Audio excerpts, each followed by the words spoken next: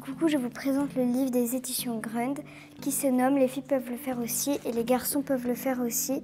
Un livre écrit par Isabelle Maroger et Sophie Gourion. D'un côté du livre, on retrouve ce que les filles peuvent faire et de l'autre côté, ce que les garçons peuvent faire. Peu importe que l'on soit une fille ou un garçon, on peut jouer à ce que l'on souhaite, pratiquer le sport que l'on veut, s'habiller comme on le veut. Rien qui ne soit uniquement pour les filles ou uniquement pour les garçons. Un livre contre les stéréotypes de genre à découvrir rapidement. Moi j'ai bien aimé ce livre parce que c'est une manière de montrer aux plus jeunes l'égalité entre filles et garçons. Et les images étaient riches en couleurs et c'était très agréable. Et ils auraient peut-être pu donner des noms aux personnages présentés. Au revoir. Bonjour YouTube, je vais vous présenter un livre que j'ai emprunté à la bibliothèque de Monceau-sur-Sambre, Le sortilège des enfants squelettes. Pour vous pousser à lire ce livre, je vous ai fait un résumé. Le voici. C'est l'histoire d'une jeune fille qui voulait cueillir des baies en forêt quand soudain elle tomba face à face avec une sorcière qui la transforma en enfant squelette. La fille désespérée trouva un oiseau qui lui suggéra d'aller voir la chouette. Celle-ci lui suggéra de retrouver tous les os du garçon squelette qui subit le même sort. La fille et l'oiseau trouva une grenouille coincée. La fille l'aida et la grenouille lui donna des os. La fille et l'oiseau trouva un élan qui était aussi coincé et la fille et l'oiseau l'aida et celui-ci lui donna des os en retour. La fille et l'oiseau trouva un lynx blessé et la fille l'aida et le lynx raconta son histoire. En haut d'un arbre se trouve un œuf. L'oiseau partit le chercher, mais ce n'était pas un œuf, c'était le crâne du petit garçon. Tous ensemble, ils reconstituent le squelette du jeune homme et je vous laisse découvrir à la fin du livre. Ce livre m'a plu car les illustrations sont très belles. Coucou tout le monde, aujourd'hui je vous présente Zathura. C'est un livre écrit et illustré par l'auteur Tjitse van Alandsbourg. C'est un livre paru aux éditions École des loisirs.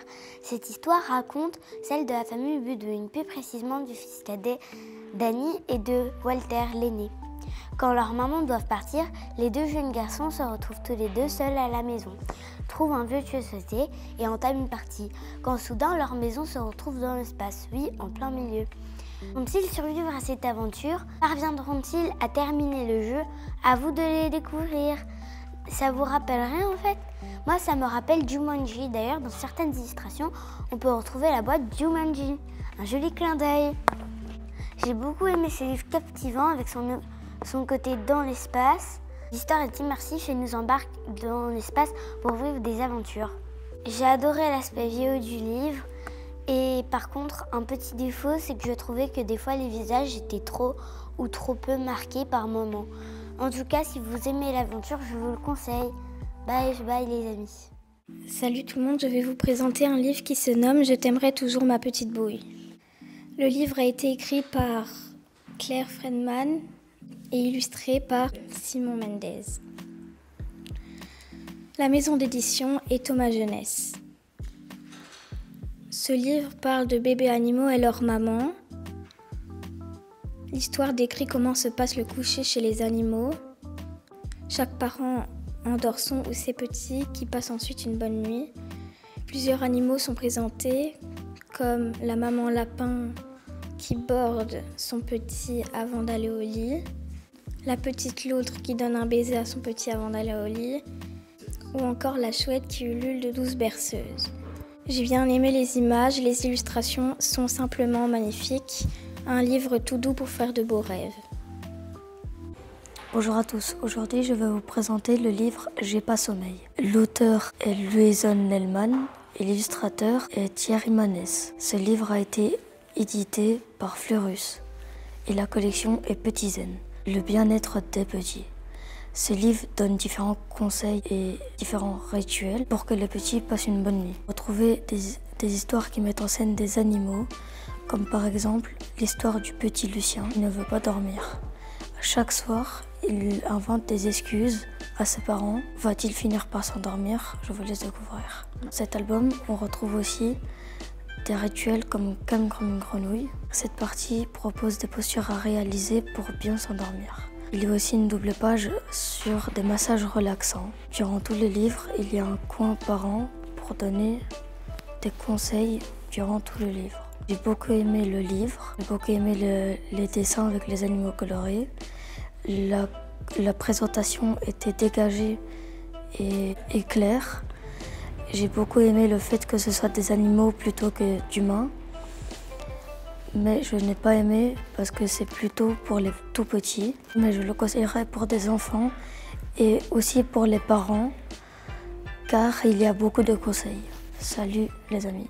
Salut les amis, je vous présentais un livre qui s'appelle Les beignets au miel de l'autrice Colette Ellings et l'illustratrice Bénédicte Kiné. Ce livre parle du thème du divorce, la maison d'édition est Pastel. Pâquerette, une jeune taupe, est triste car sa maman ne vit plus chez elle. De plus, son papa lui annonce qu'il a trouvé une nouvelle compagne qui s'appelle Lila. Un matin, Lila vient vivre chez elle. Pâquerette ne le vit pas très bien, malgré les efforts de la compagne de son papa.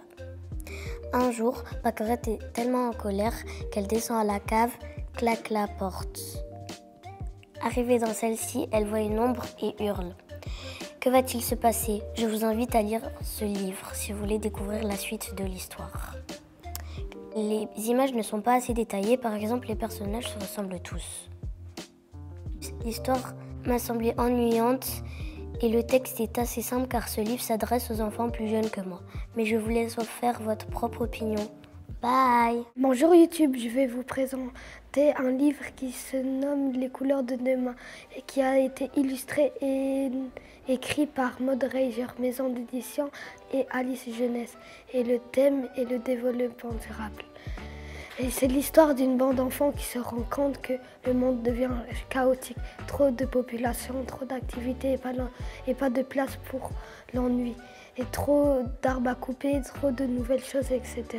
L'air devient irrespirable et insoutenable et le monde dit stop. Alors les enfants se retrouvent dans un nouveau monde tout blanc où la terre est reine. Ils vont construire leur monde rempli de couleurs, ils vont inventer des nouveaux animaux, etc. Un jour, ils rencontrent un sage qui s'occupe dans une gigantesque bibliothèque où il y a toutes sortes de livres de chaque émotion. Que va-t-il se passer? À vous de le découvrir. L'histoire m'a plu parce que il y avait beaucoup de couleurs et beaucoup d'amour. J'ai pris beaucoup de plaisir de le lire. Bye bye! Salut les amis, je vous présente mon livre qui s'intitule Toi ma maman. L'auteur est Alison Ritchie, l'illustratrice est Alison Edson, la maison d'édition est Grund. La maman ourson est très habile, elle sait tout faire. Ils inventent de drôles de jeux, patiner sur le lac gelé, faire des colliers de fleurs, mais ce qu'elle fait le mieux au monde, ce sont de gros câlins. Quand il sera plus grand, petit ourson voudrait absolument lui ressembler. Les illustrations sont bien faites avec des couleurs toutes douces. Le texte est agréable à lire. Une histoire qui ravira petit grand enfant. Au revoir les amis. Bonjour à tous, je vous présente mon livre Seul à la récré. C'est une bande dessinée d'Anna Eblos. C'est un texte qui parle du harcèlement. Je vous le raconte. C'est l'histoire d'une jeune fille qui s'appelle Emma. À chaque récré, Clarisse et d'autres filles lui font vivre un enfer. Moquerie, coups, petits mots blessants. Emma est très triste, mais la maîtresse ne lui prête pas beaucoup d'attention, et ne s'imagine pas ce qu'elle vit. Un jour, Emma décide d'en parler à ses parents. Alors, ils prennent rendez-vous chez la directrice et comprennent alors ce qu'Emma vit depuis la rentrée scolaire. J'ai beaucoup bien aimé ce livre. Les illustrations sont riches en couleurs et très bien faites. L'histoire est magnifique et traite d'un sujet d'actualité. Le harcèlement, je trouve qu'on peut facilement s'identifier au personnage. Je vous le conseille de le lire. Au revoir les amis. Salut les amis, aujourd'hui je vais vous présenter un livre qui s'appelle Un beau zéro. L'auteur de ce livre est Marie-Farcine Herbert et l'illustrateur Mathieu Lampron. La maison d'édition est Les 400 coups. Je vais vous présenter mon résumé. À la rentrée de janvier, tous les élèves doivent écrire au sujet de leurs vacances de Noël. Malheureusement, le petit garçon reste figé sur sa feuille blanche. Il aimerait autant écrire des souvenirs comme ses copains, mais il n'arrive pas. Ses souvenirs sont tristes, il a peur de les écrire. Tout à coup, il se lance et écrit la vérité au sujet de ses malheureuses vacances. Mais Madame Claire va sûrement lui coller un beau zéro. À votre avis, que s'est-il passé durant ces vacances? Je vous laisse découvrir ce qui s'est passé. Tout d'abord, j'ai aimé ce livre car il était touchant. Cet ouvrage est facile à lire, les mots sont assez compréhensibles. Je n'ai pas aimé les personnages car ils ne sont pas assez colorés. Je vous le recommande vivement afin de passer un bon moment. Au revoir. Salut les amis, aujourd'hui je vais présenter mon livre dont le titre est La chèvre de Monsieur Séguin. L'auteur est Alphonse Daudet et l'illustrateur est Sébastien Morin. La maison d'édition est Nathan. C'est l'histoire de Monsieur Séguin qui a eu toujours des problèmes avec ses chèvres. Elles disparaissaient de la même façon. Elles cassaient leur corps et elles s'en allaient dans la montagne et là le loup le mangeait. Après avoir perdu 6 chèvres, il en a acheté une 7e bien jeune qu'il appela Blanquette. Il l'attache avec une corde solide pour qu'elle ne s'échappe pas dans la montagne. Malheureusement, la chèvre, elle réussit quand même à s'échapper dans la montagne. Elle profite de la tournée. Le soir venu, elle rencontra le loup. Ce que j'ai aimé, c'était les images et les couleurs sont très agréables. Et ce que je m'en apprécie, c'est la fin de l'histoire. Je ne vous en dis pas plus, à vous de le découvrir. À bientôt les amis.